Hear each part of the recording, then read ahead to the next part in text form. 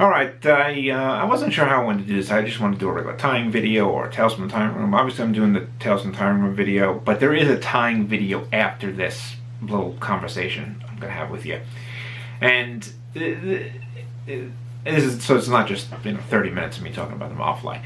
But I do want to talk a little bit about something before I get into the Mop Fly, and that's a conversation I had with a couple people maybe about a week and a half ago.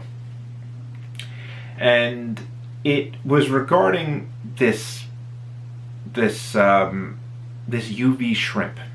One of them showed me this UV shrimp, and it was a hook with a shrimp body made out of UV, and it has a little bit of like glitter or something in the UV. But other than that, it was just the UV on the hook, and out the sides were some plastic legs, and then in the front was some plastic feelers, and that's it. And I looked at it, and immediately I was like, this is like a lure. And then it became a conversation of, well, I mean, why is it a fly? Why is it a lure?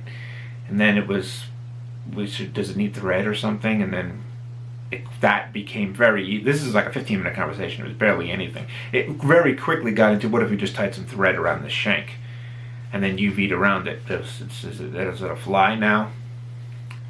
And then after that, it was kind of like, well, that's not, the thread isn't real structural, it's just there.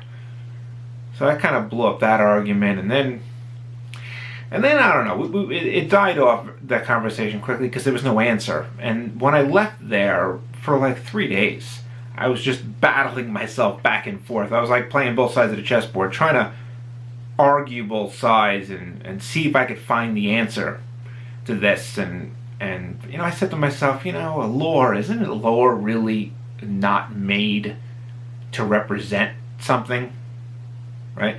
It's like a spoon or something when you cast a spin rod, right? The spoon is not really meant to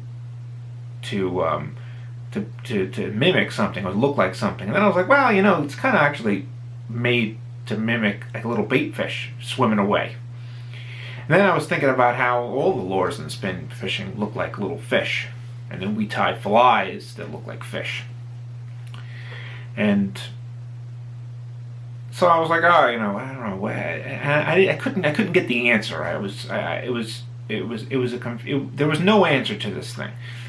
And then I wanted to come up with something that really couldn't be argued with. A statement that you can make if you were fishing something like that UV shrimp, and somebody said, well, why are you fishing this lure? Why don't you fish some flies?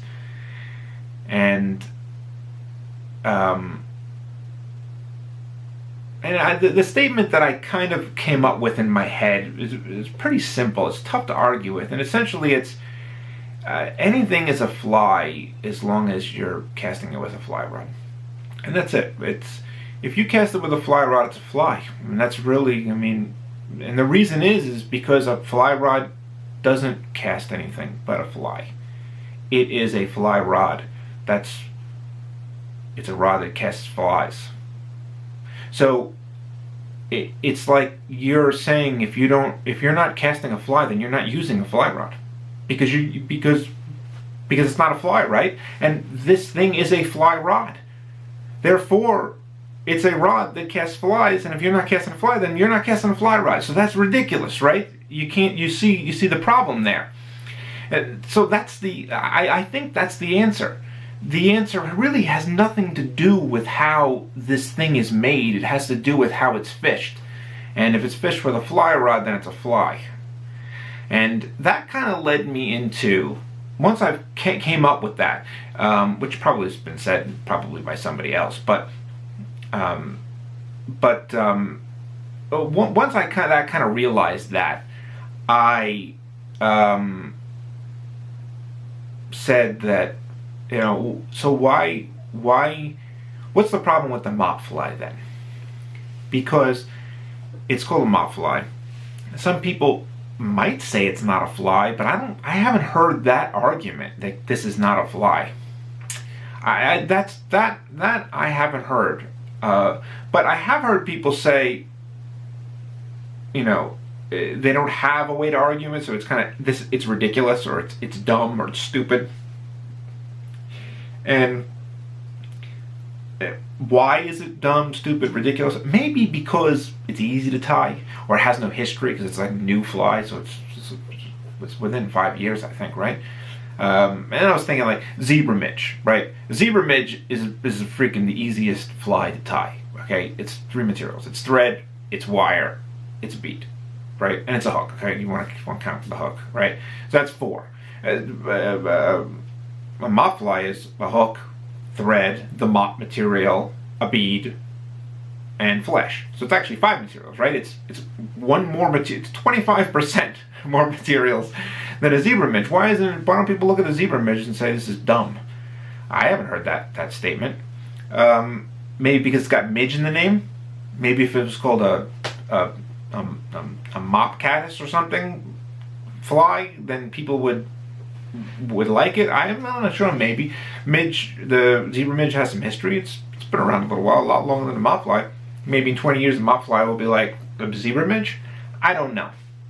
But it made me think about this fly that I've tied before that basically looks like a mop fly, and I figured I would tie it for you because it kind of shows how it doesn't matter how hard or easy a fly is. These flies, they're all the same, and it's just all the same stuff. It's ridiculous. And just because this thing that I'm tying has natural materials in it,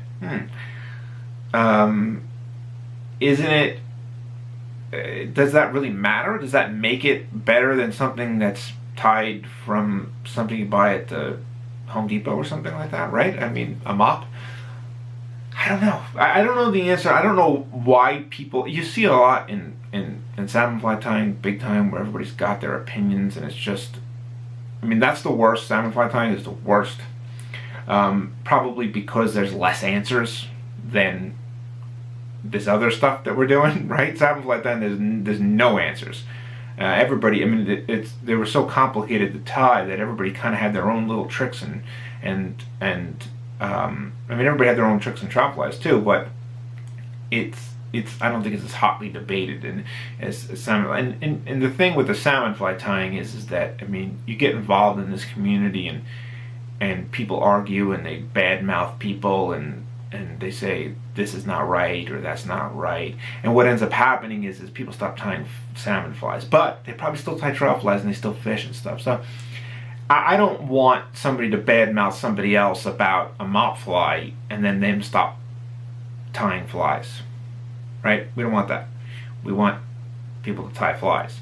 And it's almost like somebody ties a mop fly and maybe that's the only thing they can tie, but what you need to do is maybe show them how these skills that they're using to tie a mop fly very easily translate into something a hair more difficult or a hair different, and they can use these skills to tie other flies, not just this fly. And they can still tie this fly if they want. They can still tie that fly to fish and tie other flies not to fish. But the key is get them more into fly tying. And the video, the tying video is it's about a fly that kind of looks like a mop fly. Actually, it really looks like a mop fly. It's just a lot harder to tie. So, do we like it better because it's harder to tie, even though it looks exactly the same? The whole thing, it's the same in the end? I'm not sure. You let me know. Alright, thanks. Alright, so you saw my little speech on the mop fly, and now I'm going to tie you a Classy Mop Fly. And this is something, if you don't want to tie a mop fly, if you don't want to use a mop fly, you can tie this, and it's going to look basically the same. It's going to take you about 20 times longer to tie it, but maybe that's what you want, right? You want it to be a little bit longer to tie. So the hook I'm using here is this is wet, size 10. It's a partridge. The number is this crazy long one here, L2AY. But you know what? I'm not even going to read this whole thing here. That's what the package looks like. The thread I'm using is this rusty brown. 8/0 uni. The bead, to help this baby get down, is a tungsten gold 5/32. A 32nd on these beads make a big difference. So watch out. But I'm gonna add a little extra weight with this 015. 015. I put it on this spool. Makes it a lot easier to put on when it's on a spool. You don't have to go nuts with the turns. But halfway on the shank is good. A lot of people wrap over it and stuff. I don't do that. I just come up right behind it. Put 8 or 9 turns there, and that'll stop it from sliding back. And I go to the hook bend, and we're tying this out of zonker. The story behind this is that a friend of mine, who I won't name, I won't name. I saw a big mop in his car for like a month, and I was like, you know, what is this thing doing in here? What are you doing? He's like, I'm trying to let the sun wash out the color so it becomes more like an October caddis color. Because I guess the mop was just a really, I don't know, super bright orange or something. So I said, you know what?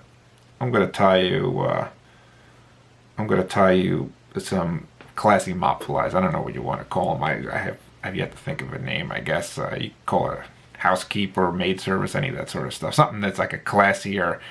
If you were cleaning your own house, if you had a bunch of money, you'd get maid service, right, or a housekeeper. So call it whatever you want. But it's very like reminiscent of a fly called a Goddard, if you look that up. And a Goddard really is just a mop fly with deer hair and a hackle in the front of it. I mean, that's really, all these flies are like exactly the same if you think about it. So this one I'm going to tie out of zonker, and it's sort of like a washed out orange color. This is the color he picked out too. He said, use this. You want to pull a bunch away from the skin like that. Sort of line it up. You want to use a decent amount too.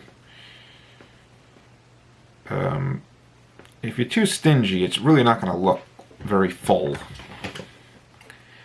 So line them all up and cut them away. And we're going to tie this in pretty long. You could square up the ends, but tie it in so that the ends match the lead. And if you see, when I put this on, I'm really putting it down, because I'm trying to get the shank in the center of this stuff. Yeah. That's good.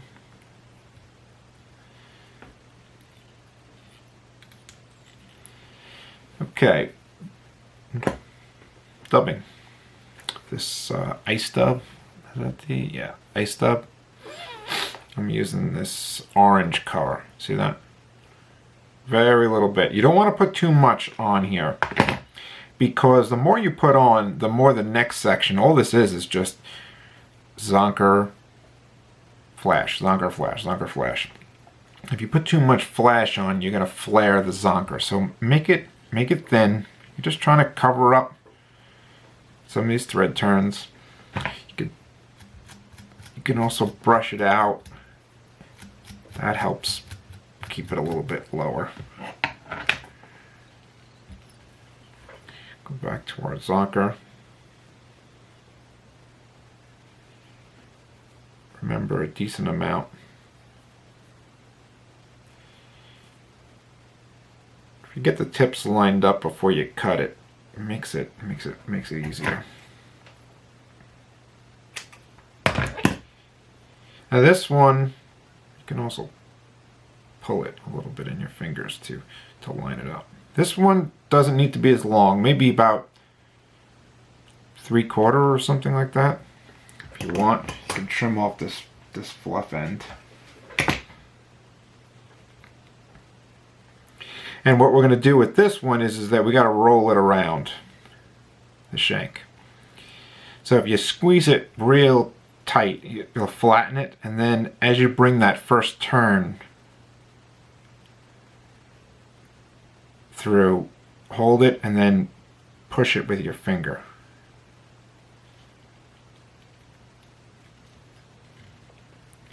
And really just one turn. Sometimes it gets hooked. It's hard to tell, but it's hooked on the hook actually. So you just bring it through. That'll help it roll a little bit more. So all I have is just one turn on this. You gotta be gentle. But that's it. Once it's rolled around, take a look at it. Make sure it's on all the sides. That's good. Then, if you didn't clip enough off, which I didn't,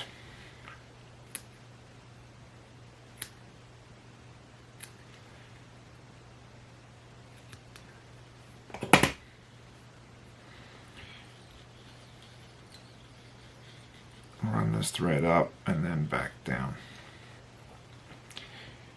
Dubbing, again, not too much. We're doing this 3 times. Zonker, dubbing, zonker, dubbing, zonker, dubbing. And then we need a collar.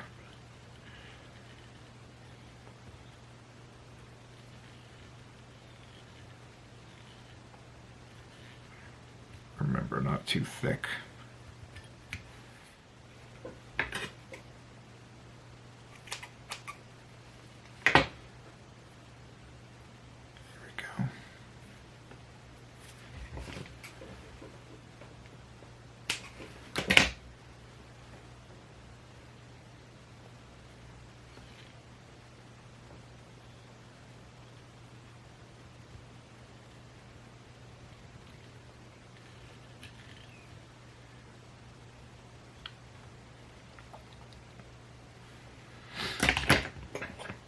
Gets caught on the hook again, just take a needle, flick it out.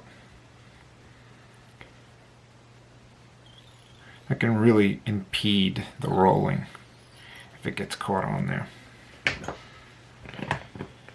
Now let's trim this. Run this up and back down. Now if you want, you can put just a hair more flash. Dubbing, I mean.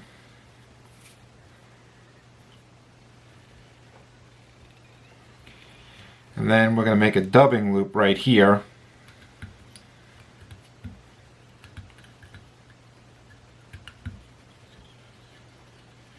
Run it right up to the bead.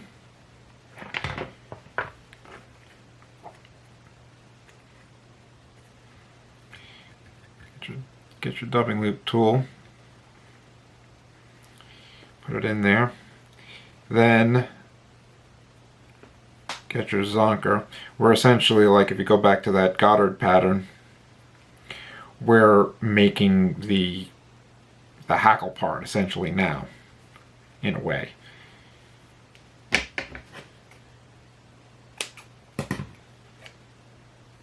So we clip off a bunch.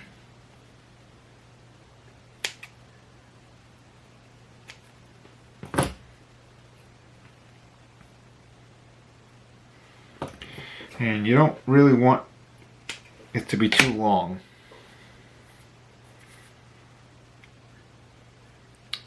Get your loop, you put it in there. You need about an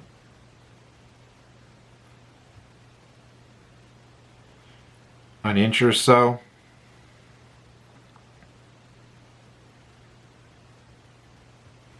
An inch or so from the shank down. And you don't need much of this fluff part, so take that out. So that's what I got essentially. See that? This could be smoothed out a little bit better, but you want it as close to the bottom as possible. When you make that turn, you immediately want to start putting it on. You don't want to have to do like 4 or 5 turns with this thread before you get started, because 4 or 5 turns is with 2 pieces of thread, it's essentially 8 or 10 turns, and then you got to build up this huge bulky thing before you even get to the zonker. Really twist this up good, because zonker is so thin and smooth, it'll just slide right out if you don't have it tied in good. And we're gonna put it on just like a hackle. I'm gonna brush it back as we go forward.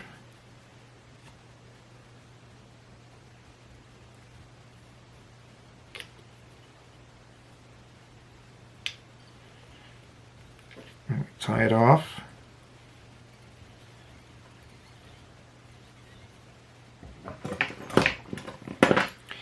Clip it. You know, as close as you can get. It's not a big deal.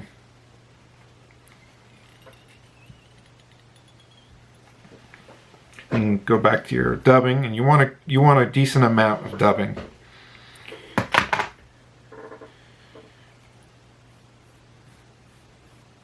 Decent amount. Make sure all this zonker is back, and put it on pretty loose.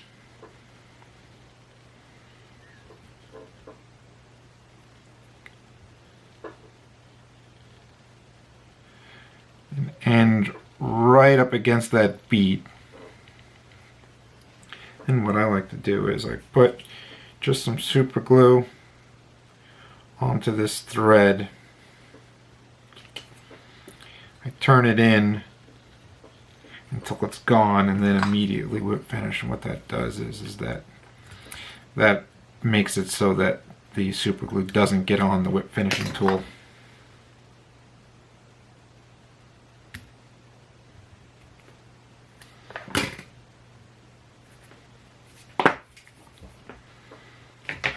And then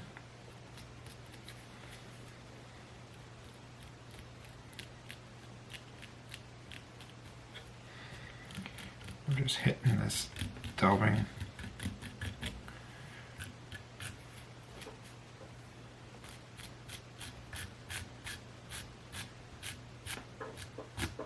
Just brushing it back. Okay. So you might be saying, this doesn't look too much like a mop fly. Looks like a really bushy mop fly. Well, yeah, right now it does actually. It looks like a big bushy mop fly. But first thing we do here is we get the tips at the end, and we rip them off with our nail. So we're sort of squaring it. And then, if you look at your fingers,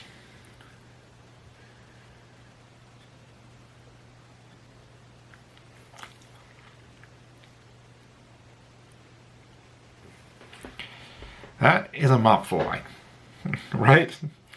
Really, you can't, it's hard to disagree with that. It looks pretty much exactly like a mop fly. And you can even, if you want to you don't even have to take those tips off like I just did. You can leave them, and it sort of, I mean, a mop fly is essentially can be anything. It's a bait fish. It's a caddis pattern. It's anything really. It's any kind of nymph, and that's really what this is. But if you left the tips on, it would become more like a bait fish because it would taper down to nothing. But this is cut off square. So if you look,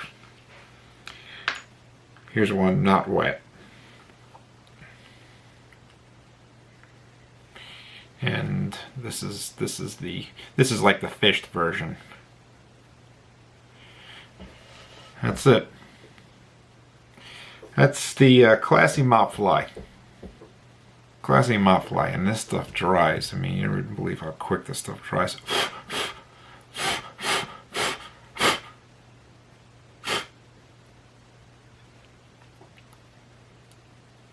It's unbelievable how fast it dries. It's just dry. I mean, I didn't even do anything to it. Why? I mean, it's, you know, it's zonker, so it's rabbit, so it does have some drying properties, but it really dries fast. I bet you if you took this thing out of the water, gave, you know, 3 or 4 false casts, phew, you'd be perfect again. Be easy to clean off. And it's going to sink like crazy. There's no doubt about that. Because it's got a ton of weight in it. So there we go. Classy Mop Fly. Whatever you want to call it. There's no real name for it. If you want to call it the housekeeper, maid service, turn down service, any of those work, I guess. Alright, thanks.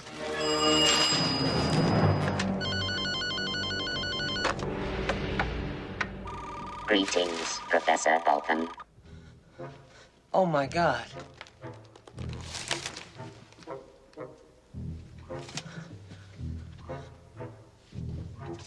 Incorrect identification. I am not Vulcan. Vulcan is dead. Sorry to hear that, Professor. Yesterday's game was interrupted, although primary goal has not yet been achieved. Solution is near. Game time elapsed 31 hours, 12 minutes, 50 seconds. Estimated time remaining 52 hours, 17 minutes, 10 seconds. What is the primary goal? You should know, Professor. You programmed me. Oh, come on. What is the primary goal? To win the game.